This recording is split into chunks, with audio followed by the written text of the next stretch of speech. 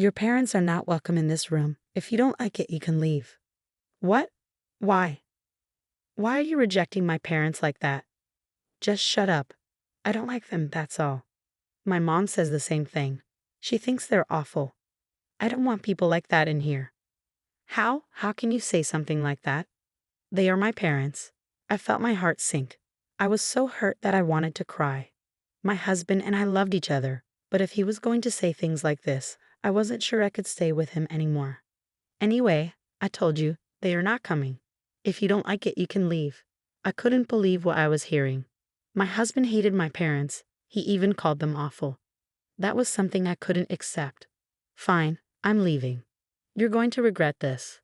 My name is Emily, and I'm 34 years old. I work in an office. I've been married to my husband, Jason, for 5 years. We both have jobs, but to save money, we live in a small, inexpensive apartment in the suburbs. Because we've been saving carefully for the past 5 years, we've built up a good amount of money. I've worked really hard for this. As I look at our savings, I can't help but smile. That's when Jason walks over, looking hesitant. Hey, we've saved up quite a bit. Maybe we should think about moving. The rent is cheap here, but the commute is long. I'd love to live somewhere closer to work.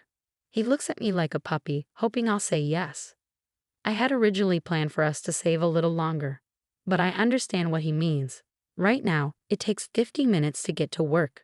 On days when I work late, I don't get home until very late at night. After that, I still have to cook and do laundry, so I always end up going to bed exhausted. This really isn't a healthy way to live. When I was younger, I didn't mind using my commute time for reading or listening to music. But now that I'm in my 30s, long commutes feel more tiring than enjoyable. You'd like to get home earlier too, right? He asks. And when we go out with friends, we wouldn't have to worry about getting home so late. Yeah, that's true. I agree. Since we live far from the city, missing the last train means taking an expensive cab ride home. Both Jason and I enjoy going out for drinks with friends and coworkers, so moving somewhere closer would make things easier. Maybe it really is time for a change. I decide to agree with Jason. His face immediately lights up. Yes, thank you. I'll find us a great place to live. I was the one who chose this apartment. Back then, our main goal was to find something cheap, even if it wasn't the most comfortable place. We got used to living here, but I understand why Jason would want something better. Since I made most of the decisions about this apartment, I think it's only fair that I let him take the lead this time. I trust him to find a good place for both of us. That's what I thought. This place looks nice, but I also like this one, Jason says, flipping through some brochures from the real estate office. I take a look. Wait. What? This place costs only $200, and this one is $300. That's way too cheap. That's not even enough for a decent one-bedroom apartment. I take a closer look. Jason, don't you think these places are a bit too expensive? The brochures show apartments costing $2,000 to $3,000 a month. He's looking at high-rise condos. What do you mean? These are the kind of places we should be looking at. I can't believe what I'm hearing. There are plenty of apartments closer to the city that are much cheaper. Suddenly, I start to feel uneasy. Is it really okay to let Jason handle this on his own? As I talk to him more, it becomes clear. He's not picking these places by himself. His mother, Linda, is involved. She's helping him look at apartments, giving her opinions, and deciding what's best for us. One day, I come home early since I don't have to work overtime. When I walk in, I see Jason and his mother, Linda, sitting together, flipping through brochures and chatting excitedly. Linda looks up and says, "Oh, you're home already? I wanted to keep looking at more places." I force a smile, but inside I'm annoyed. I don't want to see her.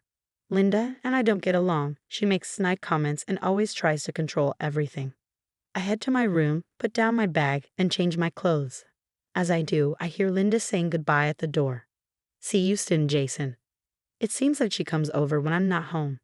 Since I work overtime more than Jason, I guess this has been happening a lot.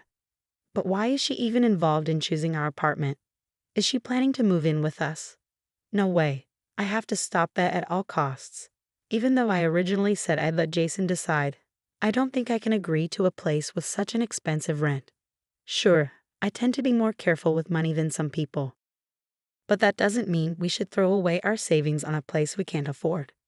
Jason, however, doesn't seem worried at all. He keeps looking at these high-priced apartments. Oh, this one looks perfect.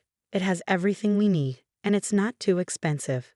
He grins and waves the brochure excitedly. I take it from him and check the rent.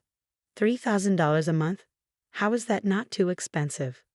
I've never lived in a place this pricey before. Is it really worth it? I hesitate.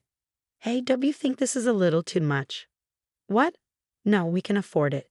We have our savings. Yeah, but look at everything this place offers. It has great security, an amazing location, a supermarket nearby, a post office, and even a bank. It's big too. When you consider all that, the price is actually pretty reasonable. He sounds like a real estate agent trying to sell me something. I sigh. I don't think I can change his mind. In the end, I give in to his enthusiasm, and we sign a lease for the new apartment. And that's how our life in the high-rise condo begins. The apartment itself is beautiful, but I've never really felt comfortable here since we moved in. And the biggest reason for that, Linda. She comes over all the time and stays late into the night. Jason, I made steak and fries for dinner. Yes, my favorite. Thanks, Mom. I also made my special soup. Let me know if you want more. She moves around the kitchen like she owns the place, using all the appliances as if they were hers. And just like that, our new home doesn't feel like mine at all. Oh, I haven't made any for you, Emily, so you can cook your own food. Linda glares at me as she says this. No problem, I don't want to eat your cooking anyway. But the pans, knives, and cutting boards she used are left in the sink. Why do I have to start my time at home after work by doing all the dishes? I almost say something, but I know it will only make things worse, so I stay quiet and head to the sink. It's so frustrating.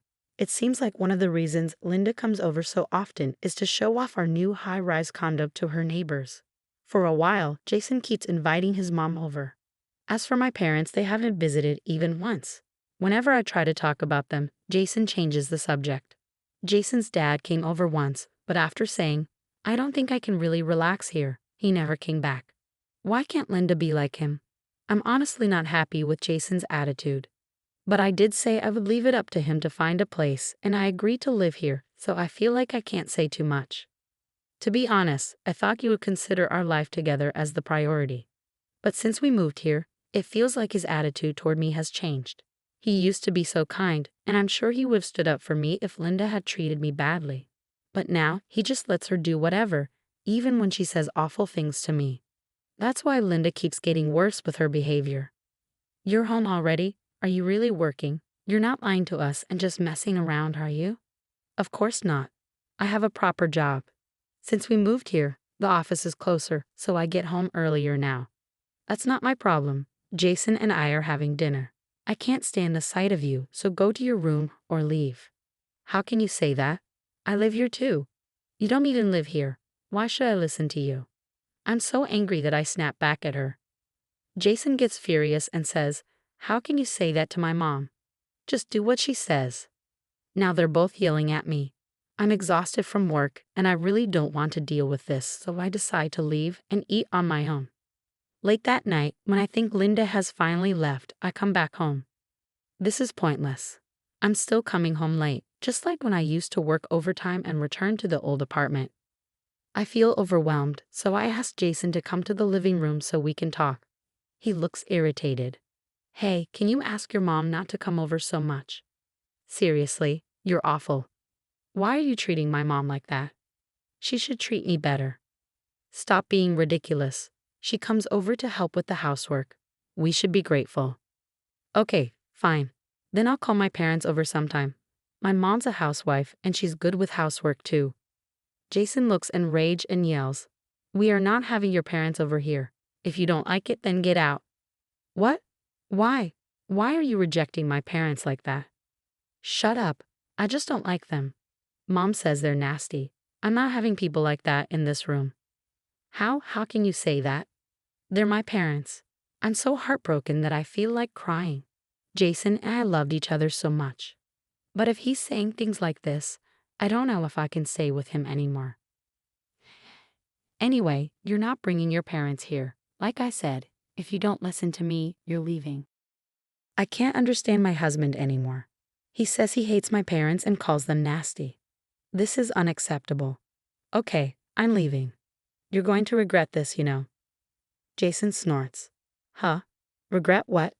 Just get out of here. You're the one who's going to regret this. He must be out of his mind to say that. I pack my things and head to my parents' house.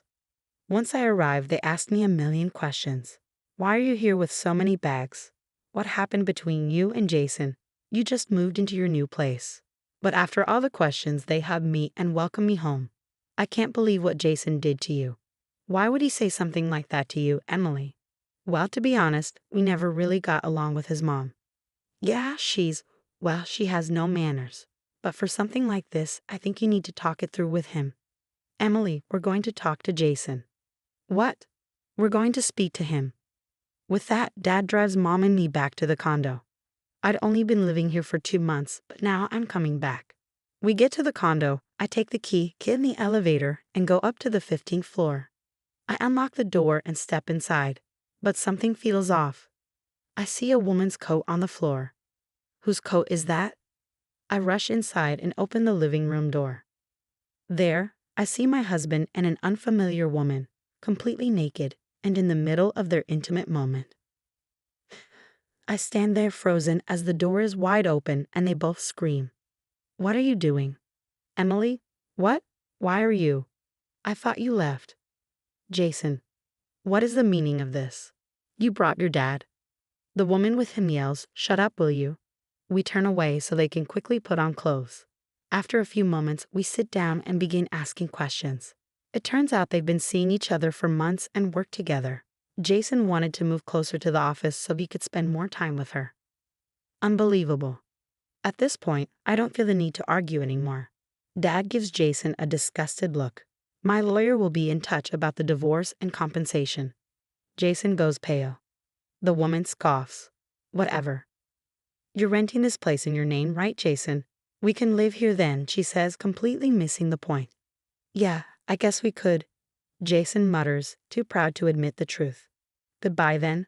Oh, and I'm taking the furniture and appliances I pay for with me, all right? I say as I walk out with my parents. A few days later, I arrange for a moving company to get my things, and I officially leave the condo. I file for divorce and compensation from both Jason and his girlfriend through my lawyer. At first, Jason refuses to pay, but my lawyer is top-notch. In the end, he has no choice but to agree to my terms. A month later, I get a call from an unknown number. I pick up, and it's a familiar voice. Linda. Emily, I'm so glad you picked up. Linda. Why are you calling me? Oh, I wanted to say I'm so sorry. I had no idea you were the one paying most of the rent for the condo. I want to apologize. Please come back. Jason can't afford the rent now, and he might get kicked out. His new girlfriend quit her job and doesn't do any housework. She doesn't listen to me, and the other day she almost slapped me. It was terrifying. I realized things were so much better when you were here. Her words make me feel sick. She just wants to have things her way. Sorry, that's not my problem. You figure it out. Goodbye. Wait, please. I hang up and immediately block her number. According to a mutual friend, Jason couldn't afford the rent and had to move out. As a result, his girlfriend dumped him too. Linda had been bragging to her neighbors about her son's life in a fancy condo. But when they found out I had been paying most of the rent and that Jason had to move out so soon, they all started laughing at her. Nobody takes her seriously anymore. Now she barely leaves her house. She got exactly what she deserved. As for me, I've moved into a small apartment, living a simple life. I'm saving up again, and it's adding up to a decent amount. I might even be able to retire a little early. I wonder why do some people pretend they earned everything on their own when it was really their spouse who made it all possible? Jason should have been grateful. In any case, I'm so glad Emily got to leave her awful ex-husband behind.